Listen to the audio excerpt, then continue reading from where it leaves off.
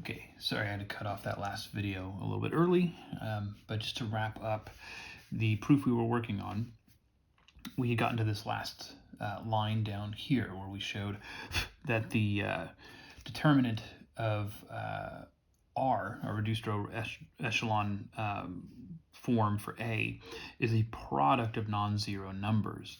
And that's because each of these elementary matrices are going to have a non-zero determinant, and A, by assumption, also has a non-zero determinant. So that means that the determinant of R would also have to be non-zero. But think about what that means for a second. R is in reduced row echelon form. And remember that in reduced row echelon form, we're either going to get if it's a square matrix, we're either going to have a matrix that looks like the identity matrix, or it's going to have a row of zeros somewhere. And if it did have a row of zeros, we could find the determinant of that matrix by using a cofactor expansion along, turn this light on here, that's better. We can do a cofactor expansion along that row of zeros, which would give us a determinant of 0. So that must mean that R does not have a row of zeros, which would imply that the other case is true. R has to be equal to the identity matrix. But according to our equivalence theorem, that means that A is invertible. So that finishes up that proof. We're now ready to move on to the main property, the multiplicative property that we've been trying to get to this whole time.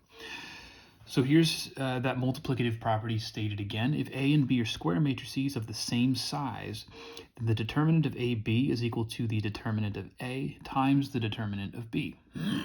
Okay, we've proven a special case of this where A was an elementary matrix. We called it E in that example, but now we can do the more general case here. We're going to handle this in two possible cases. We're going to consider what happens if A is not invertible or singular, and then we're going to consider what happens if A is invertible. Remember, one of those two things has to always be true. A is either invertible or it's not. So first, let's suppose that A is not invertible. If A is not invertible, then we know that the determinant of A must equal 0, according to that theorem that we just talked about, the one that we just proved. So, in addition to that, we also know that AB is not invertible, which I state here. We talked about that in chapter 1. So that would mean that the determinant of AB must also equal 0. So what that tells me is that regardless of what B looks like, regardless of B's determinant, the determinant of A times the determinant of B must equal 0 because this is 0. But the determinant of A times B is also equal to 0. And so we get the multiplicative property being true in the case that A is not invertible simply by the fact that both sides would have to equal 0. Okay, so that's kind of the easier case. Now, let's look at what happens if A is invertible.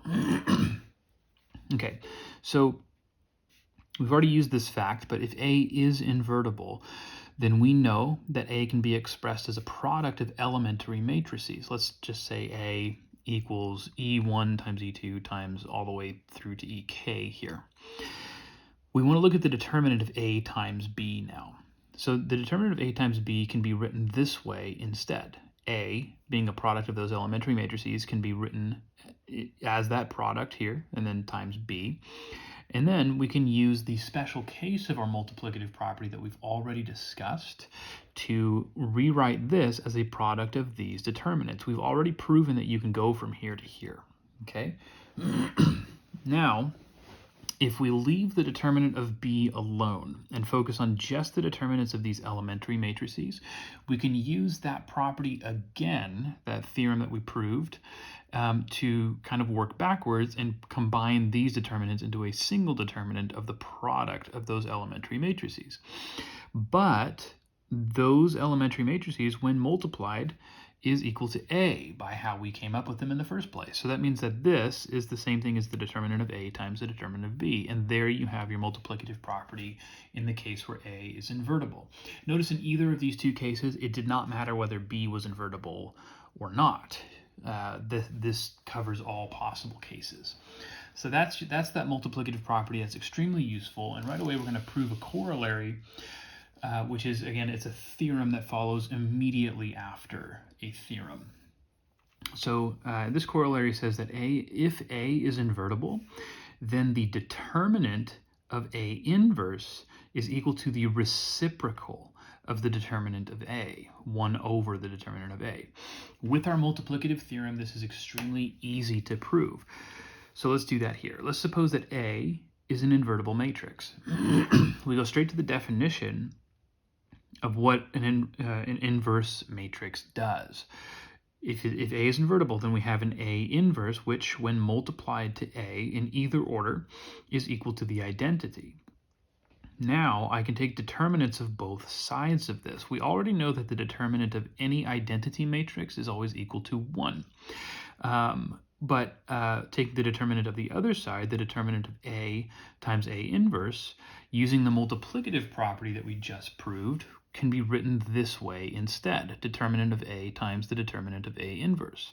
Now remember, each of these determinants is a real number. Determinants don't give you matrices, they give you real numbers. And so what I have here is a product of two real numbers, and that means I can use any property that I would normally be able to use with real numbers. I have 1 equals this product of two real numbers. If I divide both sides of this by the determinant of A, I get this. Okay, and that's it. It's a very short proof because the property that we proved right before this is a very powerful one and allowed us to do this. Okay, let's use this in an example. So I like problems like this. I would probably expect to see something like this on the first exam, so pay close attention to this one. We're going to suppose that A is a 5 by 5 matrix, and we're going to also suppose that the determinant of A is equal to 4. I want to see if I can find the determinant of this other matrix, 2 times A to the negative third power. Okay, now notice nowhere did we state that A is invertible, but we know that it has to be, and the reason is because the determinant of that matrix A is non-zero. So even though it's not stated that A is invertible, this means that it is, so we can talk about a matrix like this one, A to the negative third power. Notice nowhere in the problem am I actually given the matrix A explicitly, so I have no way of computing 2A to the negative third power explicitly, but the theorems that we've just gone over are going to allow us to evaluate this without even knowing what A looks like, just with this information right here. Okay, so the first thing I want to do, I'm going to write this determinant of 2A to the negative third power. We should remember what it means to raise a square matrix to a negative integer power. This is the same thing as the determinant of 2 times A inverse to the third power. Okay? Now, think about what this scalar product is doing here. If I multiply the scalar 2 to this matrix, whatever this matrix is, first of all, if A is a 5 by 5 matrix, then its inverse will also be a 5 by 5 matrix, and cubing that will still give me a 5 by 5 matrix. In particular, this thing has 5 rows. Now, when you multiply a matrix by a scalar, you're multiplying every entry in that matrix by that scalar. Or I can also think of it as individually multiplying each of those 5 rows by 2. Now, in the previous section, we talked about some properties of determinants, and one thing that we showed was that if you have a matrix that was obtained by multiplying one of the rows of a different matrix by some scalar, then the determinant of that new matrix is going to be that same scalar times the determinant of the old one. And one way of thinking about that is by pulling those scalar multiples out of individual rows of this matrix and bringing them outside of the determinant. So think of it this way. This 2 times that matrix A inverse cubed is the same thing as taking that matrix and individually multiplying each row by 2. That means I can pull a 2 out of each row, giving me a total of 5 2's that are being pulled out here. 2 times 2 times 2 times 2 times 2, or in other words, 2 to the 5th power, okay? And that's where knowing the number of rows in this matrix is important here. Times the determinant of A inverse cubed. Now, A inverse cubed is the same thing as, I guess I don't really need these parentheses in here, but I'll just go ahead and write them in anyways. It's the same thing as this, okay? Just writing that exponent out explicitly as a product. Now, this is where I want to use my multiplicative property, because I have a product of matrices in here, and I can apply that multiplicative property a couple of times to write this as a product of 3 determinants. So this is now 2 to the 5th times the determinant of the inverse of A, times again the inverse of A, times again the inverse of A. All right. Now this is equal to, let's go ahead and just evaluate 2 to the 5th. What is 2 to the 5th? That's 32 times. Now notice here I'm multiplying something to itself a total of 3 times, which is the same as cubing it. And notice what's happening here is we're seeing another theorem that we could prove in a more general case, but we're kind of just seeing it happen here. This third power here, after bringing that 2 out to a 2 to the 5th, could have been brought outside of the determinant as well, because we end up cubing the determinant of A inverse here. Be on the lookout for a theorem that might ask us to generalize that. What is the determinant of A inverse? We're not told that anywhere. We're told the determinant of A, but the theorem that we just talked about says that the determinant of A inverse has to be the reciprocal of the determinant of A. So that means that the determinant of A inverse is equal to 1/4. And because I'm multiplying that to itself 3 times, I get 1/4 cubed. This is equal to 32 times 1 over 64. That's what I would get from cubing that, 64, which is the same thing as 1/2.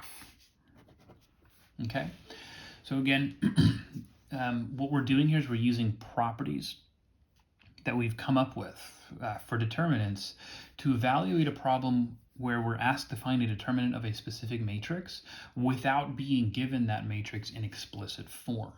We're only given a little bit of information about A itself. Okay, so that's powerful stuff. That's good stuff. All right. The rest of the section of 2.3 that we're looking at is going to involve Cramer's rule. Now, there's a lot to cover here with Cramer's rule, and I want to just point something out before we get into it. Cramer's rule is another way of solving linear systems of linear equations, and it only applies in specific cases. It applies only in the case where we're solving a system of n equations in n unknowns. That means the same number of equations as unknowns. And it also only really works if the system has a unique solution. So we can't use Cramer's rule in the event that the system of equations has infinitely many solutions, and we can't use it in the case where the system has no solutions at all. It has to have one unique solution if Cramer's rule is going to work. So that puts some restrictions on Cramer's rule. And not only that, I'm also going to mention that Cramer's rule is not going to make solving systems any faster. It's not a faster method than Gauss-Jordan. It's if anything, it takes about the same amount of time most of the time in most examples. So why do we bother with it? You know, I'm not really selling this very well. You know, it seems kind of like there's no point in talking about Cramer's rule. And the reason we talk about Cramer's rule is that it actually shows up in a couple of places where you can't use Gauss-Jordan, which we're not really going to see in this class. If you've had differential equations, or if you're taking differential equations right now, or will take it at some point in the future, you will see Cramer's rule pop up once or twice. And it's going to show up in the derivation of some techniques that you talk about in that class, in particular, variation of parameters. So if you've gone through DE and you know that technique, proving it requires Cramer's rule, and you can't prove it without Cramer's rule, to my knowledge. So that's my little spiel on that. Let's go ahead and get into this. Cramer's rule, like I said, is only going to work where we have a system of n equations in n unknowns. And we're going to start by, instead of proving Cramer's rule right away, we're going to try and derive it for the easiest case, the case of 2 equations in 2 unknowns. So let's suppose that we have a general system of two linear equations in the two unknowns x and y. And I want to think about what would happen if I tried to solve this using elimination. Okay, not Gauss-Jordan elimination. I'm not going to make an augmented matrix out of this, but elimination the way that you learn it in an elementary algebra class. So let's begin by trying to eliminate one of our variables. I'm going to try and eliminate the y variable here. What that means is I need to get, or the way I would do that is I would start by multiplying my top equation by b2, which is the coefficient on the y in my second equation, and then multiply my second equation by negative b1. And the purpose behind that is once we've done that, you see here where we've made those multiplications, the coefficients on my y variable are now opposites of each other. So if I were to add these equations, those terms will cancel out, leaving me with this, a1b2 minus a2b1, that's going to be the coefficient on my x term, equals c1b2 minus c2b1. I can then solve for x by dividing by that coefficient, and I get this, x equals c1b2 minus c2b1 over a1b2 minus a2b1. But if you look, well, actually, hold on, I don't want to get too far ahead of myself. We could then go back to the original system of equations, and normally in a specific example, you would take your solution for x, substitute it in here, solve for y, but because x looks complicated in this more general form, we can instead solve for y by going through the same process as before, but eliminating the x variable. If you were to go through that and take those steps and do, eliminate the x, solve for y, you get a similar looking rational expression. Not the same, but similar. Couple of things to notice, though, when we look at these two solutions.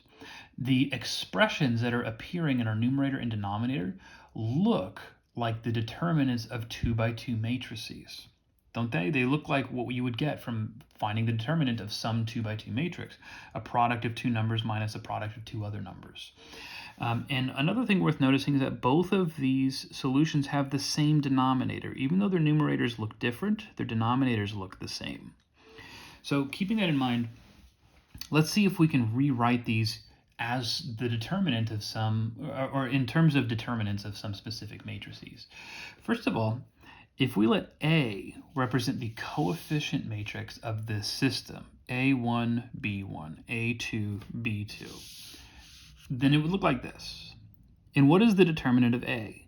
Well, it would be A1 times B2 minus B1 times A2. Notice that's what the denominator is for each of these solutions. So in my solutions for x and y, I'm seeing the determinant of that coefficient matrix. Next up, we're going to define two more matrices. And these matrices, I'm going to call A1 and A2. They're going to come from a modification that we make on this matrix, A. The subscript in each of these is telling me replace that column, so in this case, the first column, and in this case, the second column, replace that column of A with the constant vector C1, C2. So we're replacing a column of A with a new column containing these constants from our original system.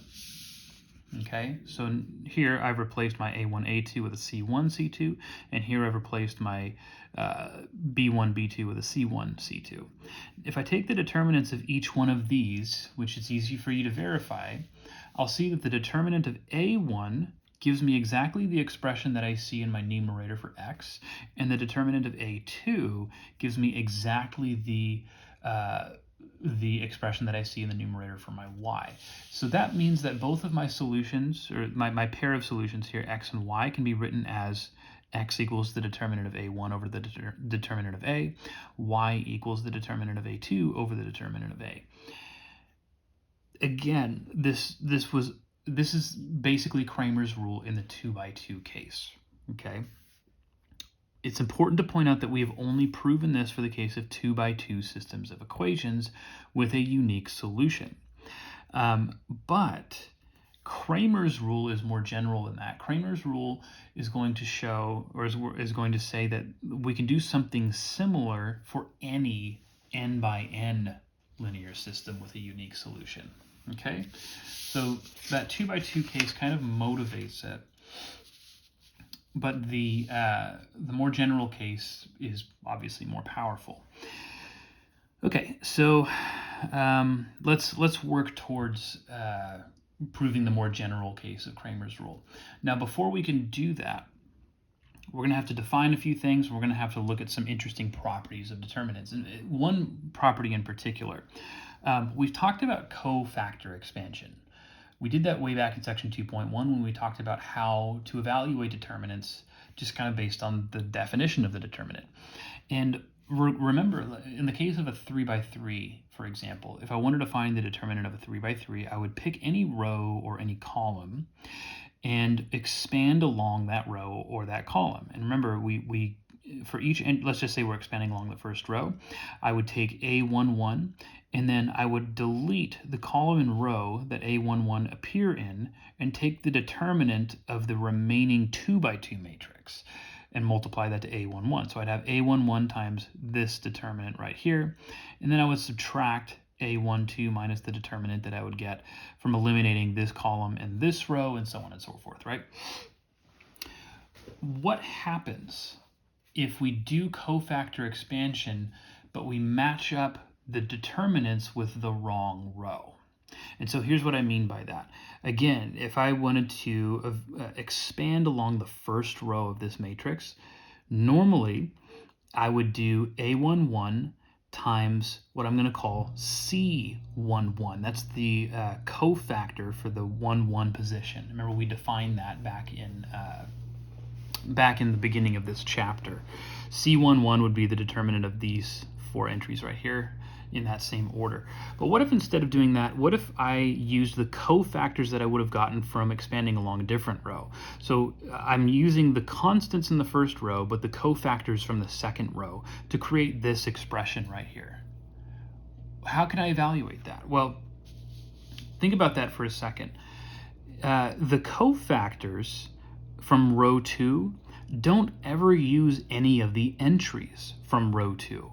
In other words, if I'm looking at the cofactor C21, the cofactor that comes from this position in my matrix, I have to delete that row and that column and use the remaining entries. But because I deleted that row, none of the entries in that cofactor are going to come from that second row. Does that make sense? So basically, I wouldn't matter if I replaced the entries in row 2 with completely different entries. The cofactors that I get from that row will be the same regardless, and we're going to use that fact. If I were to take the second row of A and replace the second row of A with its first row, so basically do a copy paste kind of a thing. I'm going to copy row 1 and paste it over row 2. Then what I would get is a matrix that looks like this. Notice the second row is the same as the first row now.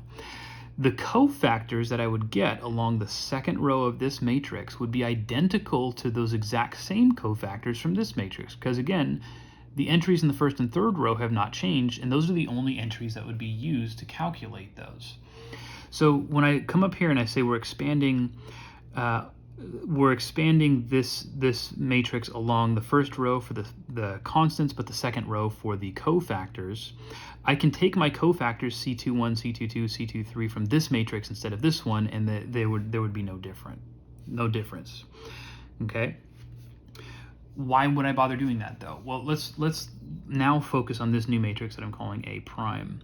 If I evaluated the determinant of this one correctly, then what I would be doing is expanding along any one of these rows or columns. Let's say I want to expand along the second row.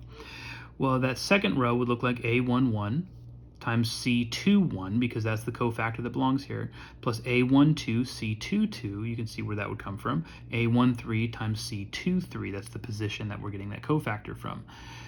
So that expression is exactly the same as this one. So again, doing a cofactor expansion incorrectly here gives me the same thing as performing a cofactor expansion correctly here. Okay, but this matrix is a singular matrix, meaning it is not invertible. which, as we have shown now, would imply that its determinant is 0. And how do I know that? It has 2 equal rows. Remember, we've proven previously that any matrix that has 2 identical rows or even 2 proportional rows will always have a determinant of 0. So this expression has to equal 0. Okay? Now, I know I use kind of a specific case here with a 3 by 3 matrix where we expanded along a specific row and kind of created an argument out of that. But hopefully you can see that the argument itself did not really depend on the size of this matrix, nor did it depend on the rows that we chose to do this. So this reveals a very general and interesting fact. If you try to do cofactor expansion, but you use one row for your constants and a completely different row to get your cofactors, and you can also do the same thing with columns, the result always comes out to 0. Okay? In proving Cramer's rule, we're going to need that fact. This video is about as long as I want it to be, so we're going to move on to this definition in the next video.